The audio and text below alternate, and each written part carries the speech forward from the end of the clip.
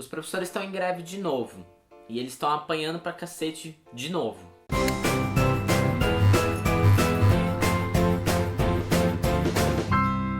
Eu só vim descobrir que tava acontecendo a greve semana passada, quando eu tava no Facebook viajando.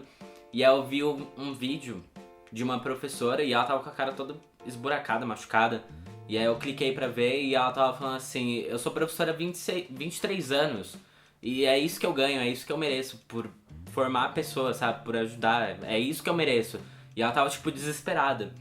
E aí eu fui entender o que tava acontecendo. Aí que eu vi o massacre dos professores que tinha acontecido no Paraná. Eles tinham ido pra sede, em frente à sede da Secretaria de Educação, pra ver se eles conseguiam finalmente ser ouvidos. E nada, sabe? Eles apanharam. E apanharam da polícia, apanharam da tropa, enfim. Teve até um texto que foi assim: parabéns, professores, vocês conseguiram tirar o bicho da toca. Porque eles tinham meio que dúvidas se o governador do estado tava fazendo alguma coisa por eles ou não tava. E agora eles descobriram, né, que o cara tava obviamente contra eles. E aqui em São Paulo também, vários estados, acho que Goiânia e mais 2.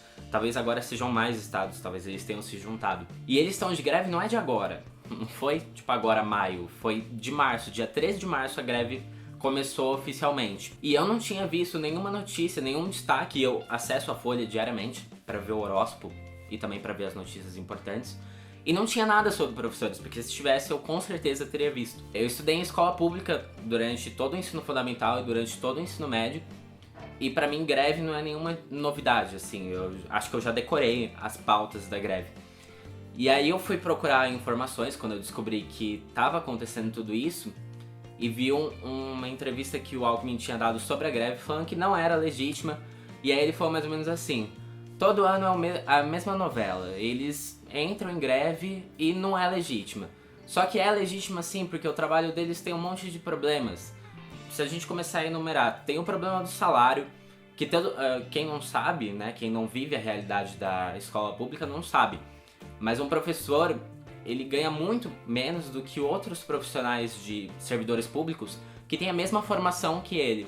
Por exemplo, um médico da Secretaria de Saúde ganha tipo 7 mil.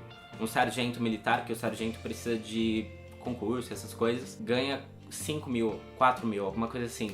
Os professores ganham 2 mil e pouco. E, assim, são professores, sabe? Eles são importantes pra caralho. E aí tem os problemas também de condições de dar aula. Primeiro porque esse ano em São Paulo, não sei se isso aconteceu em outros lugares, mas 3 mil salas de aula foram fechadas. Isso porque a lógica do governo de cortar custo é mais ou menos assim: se a gente pode botar 60 alunos numa sala, por que a gente vai ter 2 salas com 30? E aí, por que ele me faz isso? Para um professor só dar conta de muitos alunos. Os professores, acho que já faz uns 2 anos que eles estão nesse esquema de ser categorizados. E aí o que acontece? Eles fazem tipo testes de coisas que não tem a ver com pedagogia, com o trabalho de ensinar e nem com a matéria que eles ensinam. É tipo uma FUVEST. E quem vai bem nessa prova é classificado como um bom profissional, e aí ele merece o salário dele e também o direito à aposentadoria e o assistência médica do IANSP, que é para servidores públicos. Ou seja, você é um bom funcionário, você ganha o mínimo. Mas mesmo essas pessoas que estão numa categoria bacana, legal, elas não estão por cima da carne seca, porque o que acontece? Tem a lei do centena, que significa o seguinte: quando um professor tem um contrato de 2 anos, ele cumpre o contrato de 2 anos, ele é obrigado a tirar férias de 200 dias. Ele fica 200 dias desempregado. Um professor, tipo, ele vai fazer o quê? Ele vai, sei lá, catar latinha na rua, vender tapioca. E os professores que não passam nesse teste, que não são classificados como um bom profissional, eles ficam, tipo, remanejados. Eles pegam as aulas suplentes, as aulas que os professores bons não pegaram. E fora isso, eles não têm trabalho, entendeu? Ao invés de você pegar e distribuir o dinheiro de maneira que todos esses professores possam trabalhar, porque não é como se estivesse sobrando professor, sabe? Tipo, nossa, a gente tem tanto professor, tá tão da hora, que eu vou criar um rodízio pra ter só os melhores trabalhando. Não, não é assim que funciona. A gente tá com pouco professor. Como eu falei pra vocês no começo do vídeo, eu sempre estudei em escola pública e eu acho que por conta dessa experiência eu posso falar pra vocês como é que funciona o negócio. Escola pública é muito bizarro. Primeiro porque os professores, quando eles vão se formar professores, né, quando eles vão estudar a matéria que eles querem ensinar, eu percebo que muitos deles vão com o objetivo de mudar o mundo, sabe? De fazer um negócio bacana. Tipo, eu vou educar crianças, eu vou poder fazer com que eles sejam adultos melhores. E eles descobrem na sala de aula, geralmente eles começam como suplentes e não como titulares, que a realidade não é bem assim. Primeiro porque eles não podem incentivar o aluno a fazer o que ele quer fazer.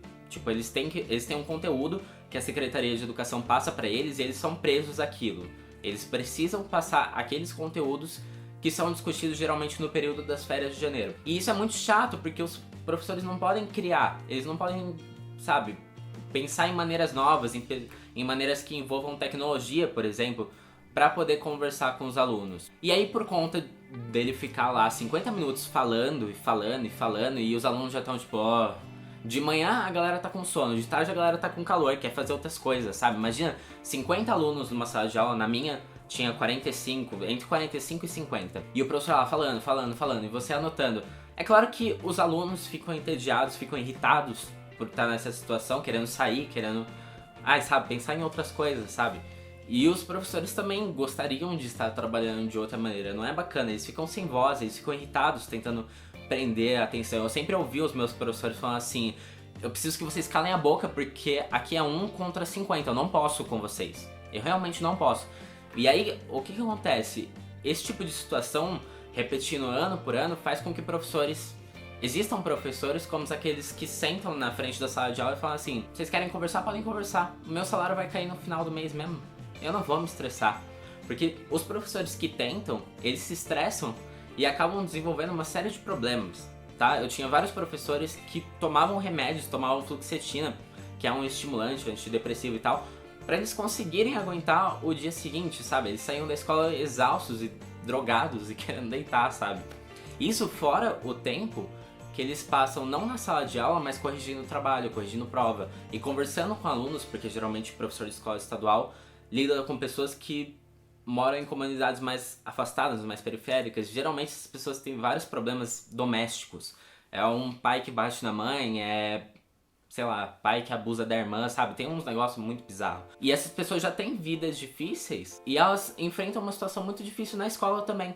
Fora esse estresse da sala de aula, que eles geralmente trabalhavam, sei lá, os 3 períodos, de manhã, de tarde e à noite. Porque se eles não trabalhassem tudo isso, eles não iam ter dinheiro suficiente para pagar as contas no final do mês.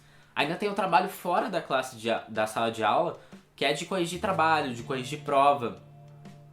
E aí os professores enfrentam uma série de dificuldades materiais mesmo. Eu já estudei em escola que, por exemplo, não tinha papel higiênico. E aí os alunos tinham que levar, ou o professor levava, tipo, emprestava para os alunos. Eu já estudei em escola que não tinha merenda. Então imagina, um cara tendo que falar o dia inteiro para crianças que estão com fome. Porque às vezes tem famílias que aproveitam que a escola vai dar comida pra não precisarem comprar, sabe? Pra dar uma economizada pro final do mês também. E eu já estudei em escola que não tinha comida, não tinha merenda de nenhum tipo. E fora as coisas que seriam precisas pro ensino, né? Tipo uma biblioteca decente, atualizada, com um bibliotecário de verdade. Porque a biblioteca hoje em dia não é levada a sério, então eles botam tipo professor remanejado. Esses mesmos professores que não conseguiram pegar aula nem como suplente acabam indo trabalhar na biblioteca. Ou então um laboratório de química, um laboratório de informática, para poder ensinar de uma maneira diferente, de uma maneira mais visual, para que os alunos possam aprender. Mas não, até a 8ª série eu apresentava trabalhos em cartolina, eu e a sala inteira, porque a gente não tinha uma sala com projetor para poder exibir o trabalho e a gente também não tinha um laboratório de informática, então quem não tinha computador em casa não tinha nem como fazer o trabalho em slides para poder apresentar, sabe? Que é uma ferramenta que hoje, imagina, você não chega numa empresa e fala assim, então eu tenho um projeto, deixa eu abrir minha cartolina aqui pra vocês, isso não existe. Mas enfim, o que eu tô falando é que a realidade dessas escolas é muito séria, sabe? Os meus professores sempre estavam de greve e às vezes a gente tinha que repor de sábado e eles iam de sábado trabalhar, ainda que 2 ou 3 alunos fossem. Porque essa greve não é que o professor não quer trabalhar, é que eles querem trabalhar direito, entendeu? E aí quando eu tava na 8ª série eu falei, não, chega, eu preciso ir pra um lugar melhor e na minha cidade tem uma ETEC. Se você é de São Paulo, você provavelmente conhece as ETECs, porque hoje em dia tem bastante, que é uma oligarquia do estado, do Centro Paula Souza, e são escolas que têm um nível muito bom, assim como o Instituto Federal e o Liceu. Elas têm professores melhores, têm mais recursos, elas acabam ganhando mais coisas também porque elas colocam mais alunos na universidade justamente por elas terem mais recursos, sabe? E quando eu entrei lá eu tava completamente assustado, principalmente com matérias de biologia e de exatas, que eu nunca fui muito bom, e nos últimos 2 anos eu não tinha tido aula de matemática, sabe? Eu tinha suplentes que vinham, mas os suplentes não eram professores de matemática, então eles passavam pra gente fazer uma redação ou, sei lá, jogar xadrez, sabe? E aí, como você quer que em 3 anos, alunos que não tiveram nenhuma base se formem, consigam seguir o conteúdo, colocar o conteúdo em dia e ainda se preparar pra disputar universidades, que é muito difícil, sabe? São muitos alunos pra pouquíssimas vagas, pouquíssimas. Tanto que hoje em dia todo mundo faz cursinho. Mas enfim, eu tava mó assustado e tal, não sabia o que fazer da minha vida, não sabia o que estudar, não sabia nem por onde começar. E aí na aula de inaugural de um dos meus professores, que é o Ricardo, professor de biologia, ele falou uma coisa muito bacana. Ele contou a história dele, porque ele contou que quando ele era pequeno ele era tímido e tal, e ele não conseguia falar com ninguém, até o dia em que ele descobriu que ele queria ser professor. Enfim, é uma longa história, não vou contar tudo isso. Mas aí ele falou pra gente assim no final: eu decidi que eu quero ser professor pro resto da minha vida, é isso que eu nasci pra fazer. Vocês ainda têm muito pra aprender, vocês não são ninguém. Vocês precisam aprender muita coisa, decidir do que vocês gostam, do que vocês não gostam, pra poder escolher. Hoje em dia eu tenho amigos que trabalham em bancos e em grandes empresas transnacionais, etc. E também tenho amigos que trabalham na rua, trançando pulseirinhas, sabe, pra vender pra galera, tipo aquele pessoal que fica na Paulista. E ambos são felizes. Sabe, você pode ser feliz fazendo o que você quiser. O que a gente faz aqui na escola é dar a oportunidade para vocês poderem escolher. E, sabe, uma pessoa que diz isso é uma pessoa rara, uma pessoa especial. Inclusive, eu uso essa pulseira aqui, eu não sei se vai dar pra ver, justamente para me lembrar disso todos os dias, sabe? Porque isso me fez coragem de seguir o que eu queria, de me esforçar, de sempre seguir em frente, por mais que as coisas fossem difíceis. Então, gente, hoje em dia eu já não estudo mais, eu tô estudando pra faculdade. E os meus professores são, sobretudo, amigos, sabe? Todos eles, da escola pública, ou da ETEC, ou do curso de inglês, eles são pessoas muito legais, então parem de matá-los, sabe? Mas é isso, pessoal. Gravei esse vídeo porque eu achei que vocês precisavam saber do que tá acontecendo, saber mais qual é a pauta da greve, das reivindicações, e saber que essas pessoas estão apoiando, e ver se vai ter manifestação na sua cidade. E se tiver, vai, sabe? Apoia, essas pessoas estão dedicando a vida delas a você, então é o mínimo que você pode fazer. Então é isso, pessoal, espero que vocês tenham gostado desse vídeo, espero que vocês espalhem a mensagem. Se você gostou, dá um joinha. E é isso, para mais conteúdo sobre livros e literatura, continuem ligados no Cabine Literária. Até a próxima.